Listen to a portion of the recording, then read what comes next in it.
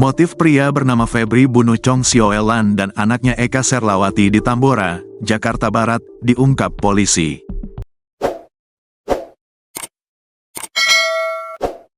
Febri mengaku sakit hati karena sering dihina oleh korban Chong Sioelan.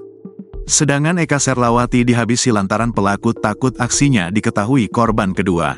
Sebelum melakukan pembunuhan, pelaku sempat mengaku menjadi dukun pencari jodoh. Pelaku bernama Febri menawarkan ritual kepada Chong Sioelan dan Eka Serlawati untuk mencari jodoh dan menggandakan uang. Kapolres Metro Jakarta Barat, Kombes Pol Twedi Aditya Benyahdi menjelaskan korban Chong Sioelan memang kerap meminjamkan uang tanpa bunga. Pelaku merupakan salah satu pelanggan rutin meminjam uang kepada korban untuk kebutuhan sehari-hari.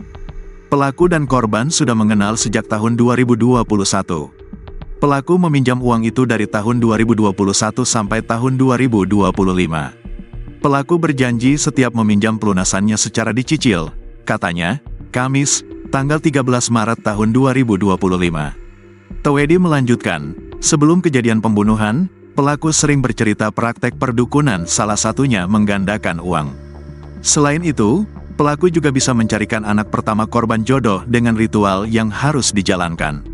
Akhirnya, pada tanggal 1 Maret tahun 2025 lalu korban yang percaya pelaku punya kemampuan lebih dan membeli sejumlah kebutuhan ritual seperti bunga 7 rupa dan lain-lain. Jadi pelaku ini punya teman Krismatoyo ini dukun pengganda uang dan dukun pencari jodoh bernama Kakang. Pelaku sempat pakai nomor telepon lain untuk komunikasi dengan korban sebagai Krismatoyo dan Kakang, terangnya. Korban menyiapkan uang 50 juta rupiah saat ritual untuk digandakan oleh pelaku menjadi berkali-kali lipat. Korban kedua bernama Eka, saat itu juga sedang menjalani ritual di kamar mandi untuk mendapatkan jodoh. Korban pertama yaitu Chong alias Enci, itu berada di salah satu ruangan untuk jalankan ritual penggandaan uang. Sementara korban kedua ada di dalam kamar mandi untuk ritual, tegasnya. Sampai beberapa jam, uang yang dijanjikan oleh pelaku tidak turut bertambah dan hal ini membuat korban kesal hingga melayangkan makian. Suara lantang penuh hinaan membuat pelaku sakit hati dan mengambil tongkat besi yang ada di dalam rumah korban. Pelaku memukul korban di bagian kepala hingga pingsan dan setelah itu menyeret ke dalam kamar. Melihat korban masih sadar, pelaku kembali memukul dengan tongkat dan mencekik korban hingga tewas. Korban sempat membersihkan darah-darah korban yang ada di salah satu ruangan dan kamar. Setelah itu, pelaku sempat merokok di teras rumah korban memikirkan agar korban kedua tidak mengetahui ibunya telah dibunuh, ungkapnya. Setelah berpikir selama 15 menit, akhirnya pelaku nekat menghabisi nyawa korban yang ada di dalam kamar mandi dengan tongkat besi. Menurut Twedi, Eka sempat berteriak meminta tolong tapi oleh pelaku kembali dipukul hingga tewas. Usai membunuh, kata Twedi, Febri sempat bingung membuang jasad korban dan saat melintas di dekat kulkas melihat tutup toren air.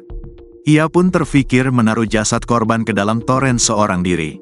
Korban pertama diseret dari kamar dan korban kedua diseret dari kamar mandi dan dimasukkan ke dalam toren, ungkapnya.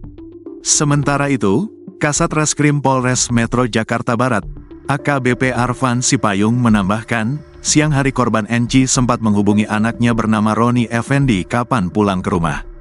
Terus pada malam harinya si pelaku pakai HP korban Enci Waroni bahwa di rumah sedang ada perbaikan listrik.